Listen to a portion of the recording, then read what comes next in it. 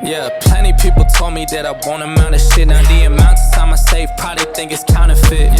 Funny how your words help me write a couple hits. Now I seen them out and all their energy is switched, but I still just tell them thank you, hope you know you made me rich. Okay, so it is Saturday, June 14th, and tomorrow is another track day. This is my second time going to an MX track. It's actually the same MX track that I was at last time. They have one every other weekend, not every weekend. I've been trying to find a filler track to go into that weekend that this one doesn't have one, but I haven't been able to get a hold of anybody. It's kind of annoying, honestly. Quick little rant. If you own a business and you don't have voicemail set up, or you just don't even return messages, what are you doing? Here's my opinion. As somebody who knows what it's like to build a business, I would hope that other business owners would also know what it's like to try and build a business and grow. So when you get messages, when you get emails, when you get voicemails, as long as they're not trying to just like sell you on things, they're offering you value, frickin' return the message. Anyways, rant over. We're getting ready for tomorrow. Last time I was doing things super last minute. If you didn't see the last video, I literally just posted it. I did an entire behind the scenes of me going and shooting my first motocross practice. Go check that out. I don't really think I'm going to change anything.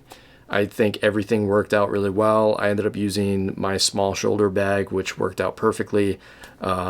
Allowed me to be super fast and mobile. The only thing is I think I'm going to probably limit the amount of stuff that I have in that shoulder bag. I had a ton of filters in there, which all do different things, which actually leads me to my recent purchase.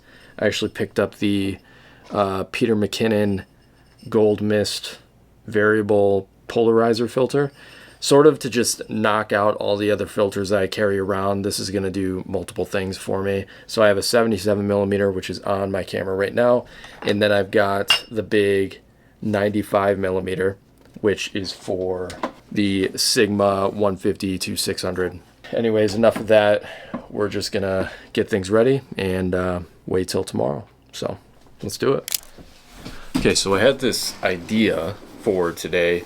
Last time when I shot, it was kind of hard to carry around my Sigma 150-600 because it's massive. So what I ended up doing is I ended up putting this Peak Design capture clip on my shoulder bag strap, which this little plate could go on that lens, and I could sort of just slide it in and hook it in when I wasn't using it and switching lenses. I have a little bit of a better idea. The idea I have, and it's kind of dependent on if I can even get this strap off. I have this, which is like, I bought this many, many years ago. This piece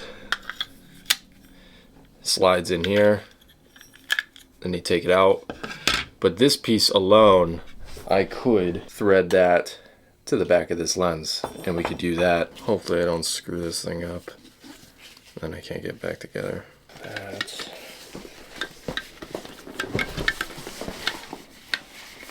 Right there.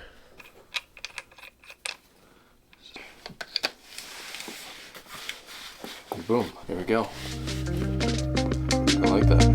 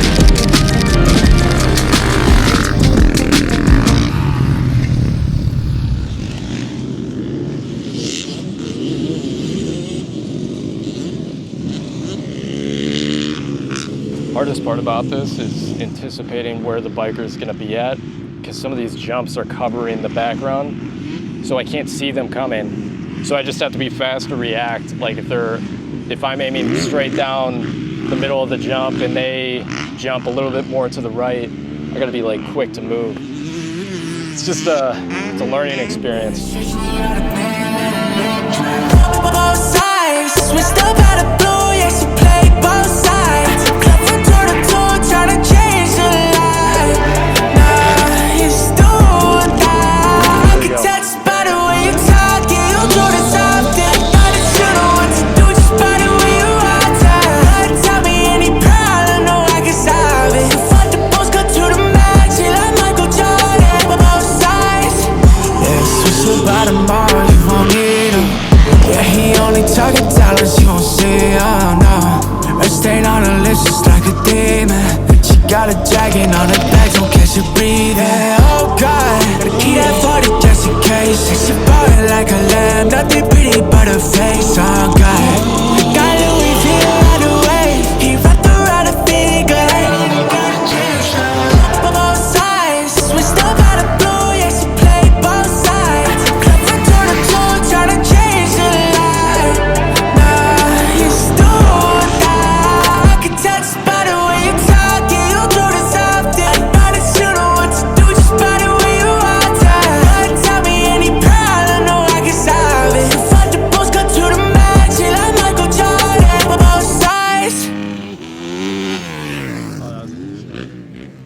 Okay, so if you watched my last video, I kind of went into the reasoning behind me wanting to explore this different world of media and photography and film. And what I didn't realize is there was actually a pretty important piece to that I didn't talk about in that last video. When I first picked up a camera, it was before the influence of social media. In fact, when I first picked up a camera, I remember like going on the internet. This might have been like 2012, 2013. I remember finding articles online talking about how photography was dying and seeing forums of people talking about photography is going to cease to exist. And I'm happy to say that that definitely didn't happen, because now there is so much opportunity with social media and everything that you can do with it. But I think the issue exists with this fact that you're rewarded for views and followers, which causes you to create a certain type of content. You know, everybody, including me, was locked into this idea of like, oh, followers and likes and engagement, that all means success in a industry that didn't previously have that much success, unless you were like Ansel Adams back in the day and you were able to sell millions of dollars of prints and end up in museums. Now there's a lot more opportunity. But with that opportunity, that causes people to make decisions based off of what is going to perform well. And I think there's a time and a place for that. I do, but I think it's very easy to fall too far in that direction. I like to call it the world of desktop creation. Basically, you have all these guys and girls that call themselves photographers and videographers. You see their content and they're, doing gear reviews. They're complaining about cameras that were released, FX2, or they're giving value that has been given before by millions of people before them, all saying the same exact regurgitated nonsense. And then you go to their page in search of genuine work from them, genuine work that they truly cared about, and you can't find anything. And I think the reasoning for me going into the motocross world was because I was feeling like I was ending up in that same trap.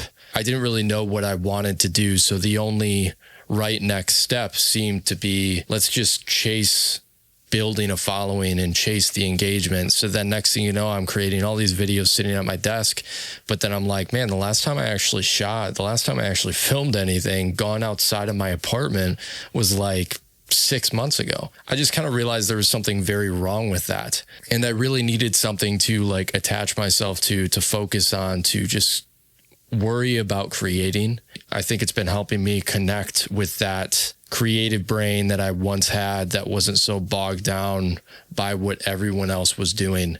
And I like to believe that those of us that picked up cameras and paintbrushes and instruments, I like to believe that we didn't do it to become influencers. We did it because we wanted to be artists. That's what I want to be. I want to get back to that. If you want to follow along on this journey, feel free to subscribe. If you're in this industry, in the motocross industry, I would really love to connect with you.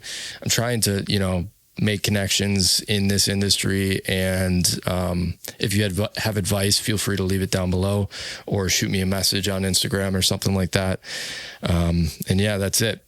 I'll see you in the next video. Peace.